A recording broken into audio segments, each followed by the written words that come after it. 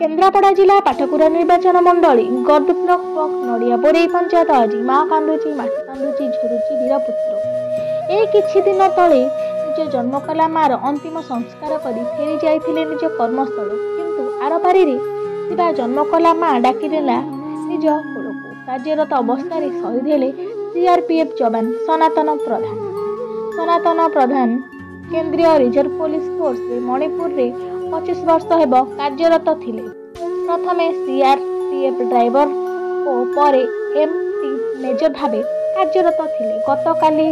Duty समय रे प्यारेड चलीथिबा बेले छाती रे जंत्रणा अनुभव करिवारु तांको निज साथी माने मेडिकल नै जायथिले। सेठारु तांको मृत्यु घटिथिला। 55 बयस रे से कार्यरत अवस्था शहीद होई जायथिले। आज तांको पार्थिव शरीर निज जन्म माटी गरदपुर ब्लॉक ओपड़े पहुंचवा पर निज गाँ श्मशान गार्ड ऑफ ऑनर दि जाए अंतिम संस्कार कर ग्राम शोकाकूल परिवेश सृष्टि बेले परिवार लोकों भितर शोकर छाया खेली जाइछि। सनातन पुओ आशुतोष भाव विरल होई वीर जवान को मुखाग्नि देइछन्ति। अंचलर अनेक राजनैतिक व्यक्तित्व दल बल शेष कृत्य सामिल होई निज श्रद्धांजलि अर्पण करथिले। ओपड़े ग्राम शहीद पार्थिव शरीर को शोभा कराई ग्राम परिभ्रमण कराई सनातन प्रधान अमर रहे ध्वनि गुंजरित होता समग्र अंचल। केन्द्रापड़ारू धीरेन्द्र कुमार महापात्र परिवर्तन स्वर टीवी। शहीद सनातन किभली देखुछन्ति शहीद को आज गोटे आम अंचल समग्र राज्य विशेष भाव में पाटकुरा निर्वाचन मंडली गोटे दुखर दिन आमर जी नड़ियाबरे पंचायत ओपड़ा ग्रामर सीआरपी रे कार्यरत थिबा बेले सनातन प्रधान जो भाव में मृत्यु है से आम समस्ते दुखित मर्माहत। तेणु यही जड़े वीर सैनिक आउ जे केते एमती आई देशपाई जातिपाई तेणु मुझे मृत्यु अमर आत्मार सद्गति कामना करुच्ची एवं यही वीर जवान मान को निश्चित भाव में राज्य सरकार एवं भारत सरकार आहरी प्रोत्साहन देवा कथा एवं तांकर परिवार वर्ग को आहरी समवेदना मु जनाऊँगी एवं भारत सरकार राज्य सरकार आशा करुच्ची। निश्चित भाव में गोटा शोकामय चारिआडे गोटे परिवेश सृष्टि होती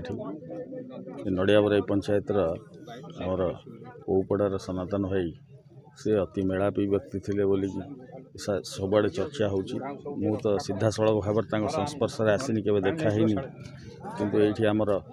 बंधु मैंने जहाँ कथबार्ता होती से जिते भी गाँव को आसती जो ड्यूटी जो छुट्टी नहीं आसती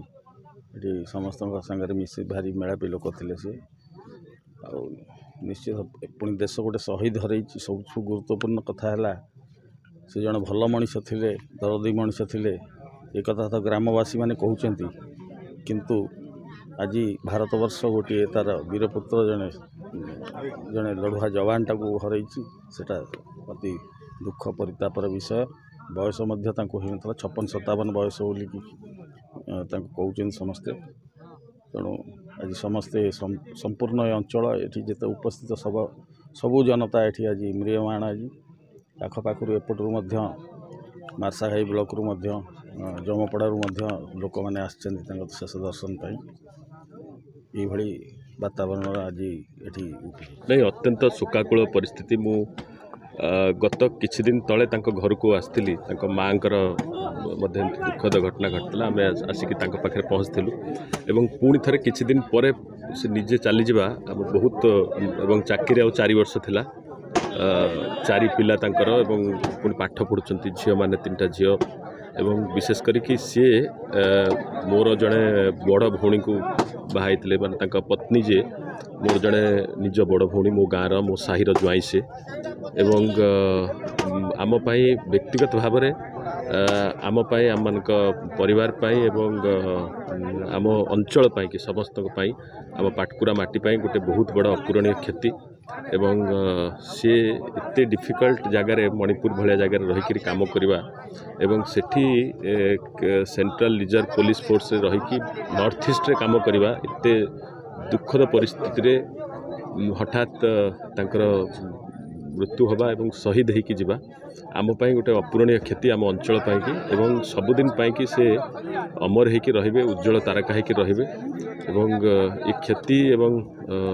व्यक्तिगत भाव में एवं अंचल पाई ये क्षति पूरा करा जाई परिबो नाही किंतु एतिकी कहबी जे सी माने चाकरी और 4 वर्ष थाइकरी ए बयस प्राय 55-56 वर्ष बयस सी मणिपुर भाया अशांत जगार रहीकि सेठी संग्राम करवा लड़ाई करवा एवं परे आज बलिदान देइछन्ति देश पाई कि इटा युवपीढ़ी की प्रेरणा दौ एवं आगामी दिन में आम अंचल अधिक अधिक लोक सेना बाहिनी जातु देश पाई की सेवा करतु निश्चित भाव में से अमर आत्मा को आम समस्त एठी आसिक श्रद्धांजलि दौचु और धन्यवाद देवी जे केंद्रीय रिजर्व पुलिस तरफ स्वतंत्र टीम आसी गत काली आसिक गाँव में रही एवं आज संपूर्ण राष्ट्रीय सम्मान सहित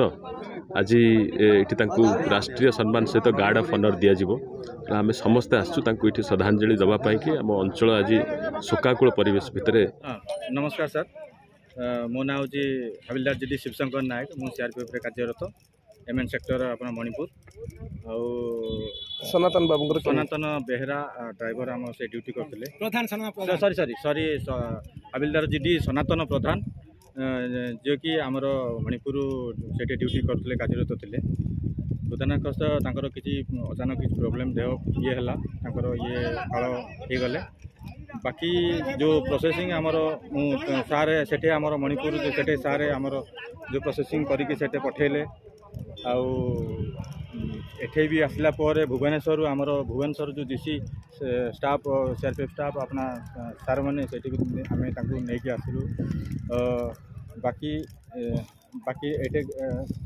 एमती गोटे दुख घटना हो जाए गोटे बहुत ये हूँ